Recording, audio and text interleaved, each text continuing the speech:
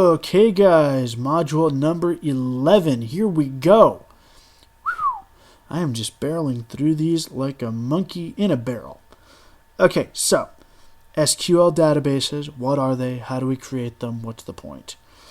Basically, if you use any sort of a web script like Joomla, WordPress, Envision Board, vBulletin, the list goes on and on, pretty much everything in the SiriHosting EasyInstall system, which we may touch on later on in the series,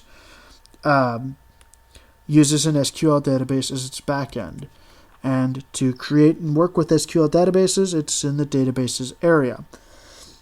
PHP-MyAdmin is basically a graphical viewer, well, not graphical, but it's web-based, that allows you to drill down and look inside of the databases and manually edit them.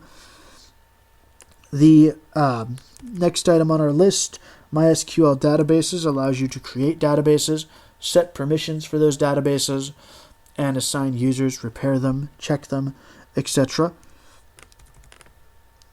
MySQL Database Wizard does everything that the MySQL Databases section does, just in a wizard format. And Remote SQL, I have no idea because I've never used it. So we're going to create an SQL database using two methods. We're going to use the method of the wizard first, so let's do that.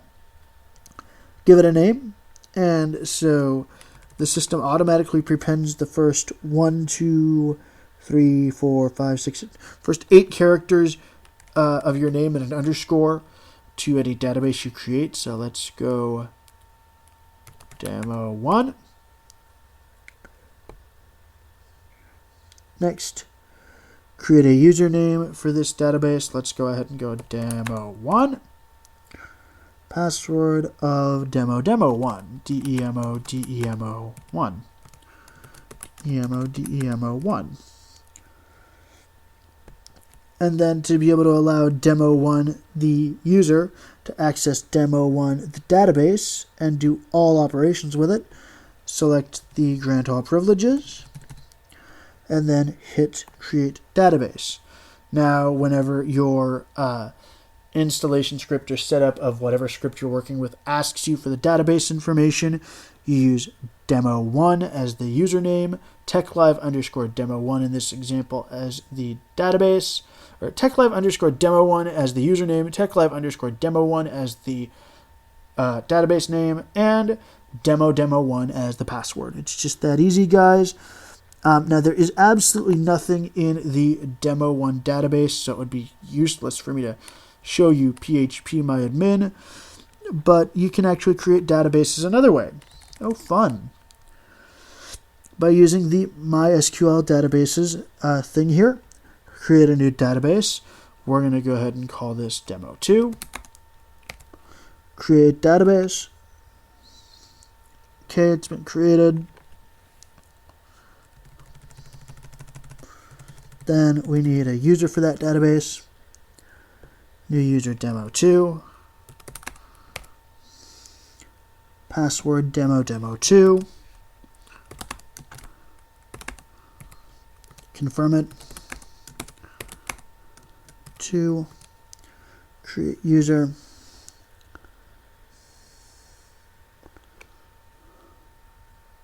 Cool.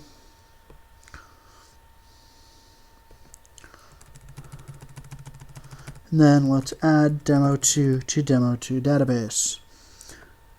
Add user database, demo2 to demo2, add grant all privileges, create, boom, demo2 has been added. Awesome. So there we go. That is the same stuff we did in the wizard, just done in this form. Okay, now what we're going to do is we are going to actually cheat a little bit. I said we were going to create the forum website. I'm not going to manually unzip the files, upload them, change permissions, etc., etc., etc. I'm going to cheat, and I'm going to use the SiriHosting EasyInstaller. If you're a paid SiriHosting customer, you have this. It's powered by Softaculous. It looks a little something like this. Two ways to get to it. Either under Software and Softaculous Apps Installer, or under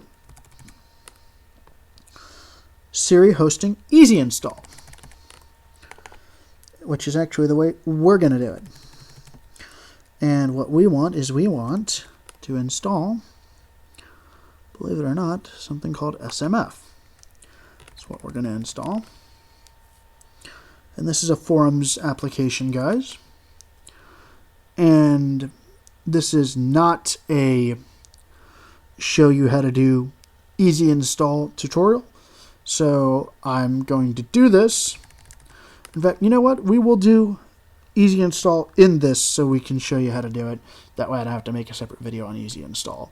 Now, if your web host does not have easy install or Softaculous or Fantastico or Installatron or any of those other installers, you're going to have to manually go out there and get the zip file for whatever, Kayako Fusion, Envision PowerBoard, whatever, and you're going to need to manually upload the files and do all of that. So, like I said, I am going to cheat. I am a cheater, pumpkin eater. So, let's go ahead and install now. Okay, and it's going to ask us for some information.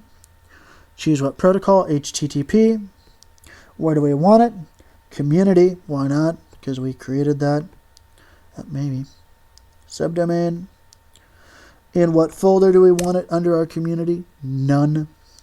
So we just leave it blank. What do we want to call it? And this is all stuff you'd be filling out inside of the installer for this if you were doing it manually. Tech Live Demo Community. Make sure I spelled that right.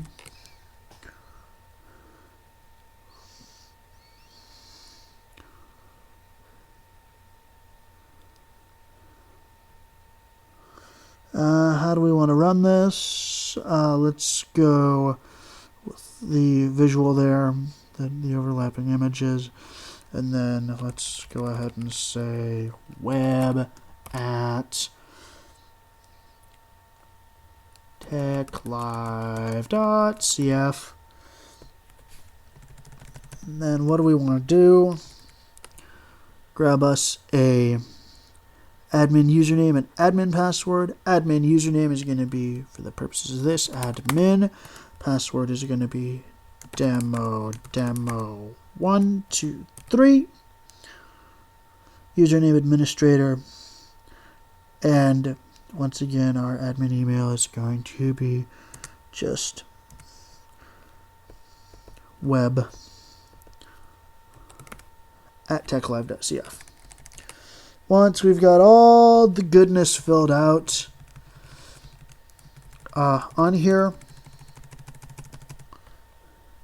we could optionally muck around with the database, but we're not gonna. We're just gonna install it because I want to show you what happens on the inside if we use phpMyAdmin once this gets its head on straight. So it's going to install itself. And if we actually go out to community.techlive.cf, we get our new SMF board. It's installed. I can actually go in where it says for me to log in, plug in my information, so admin, demo 1 2 3, enter. Performance warning. Yes, I know the directory is not writable, and we'll cover a bit of that and why. That's something called permissions gang, and you can YouTube search permissions in Linux to understand how to make it work. But hey, we can log in. Big yay. So we can see that works. let's jump out to our control panel. Back home we go to the SiriHosting control panel. And now we actually have a database, even though there's nothing in it really, it's just an empty shell. We can go to databases, phpMyAdmin, and this is going to load up. And we can actually get a look inside. See, there are our databases that we created, Demo 1 and Demo 2. And then there's our SMF database, and as you can see, it dropped a whole bunch of tables. If I really wanted to, I could look in and see what all these are. I can look at the themes and see the poll choices, polls, PMs. All of this is just stored in the database. That's how that entire system works, is off the back end of that database. So that is a quite lengthy overview of databases and how they're used, and an example of how they're used. And yes, I cheated. I will admit I cheated. So there we go. All right, and in the next one, let's see, is there anything else I want to cover in the next one? We are going to cover in the next one how to do custom error pages and a little talk about cron jobs. And yeah, that'll do it. Error pages and cron jobs. And then after that, we'll do some cPanel preferences, and then some final, some quick little tips, and then that'll do it for us. So that's it for this video. I will see you in the next one when we talk about, of course, as I said, the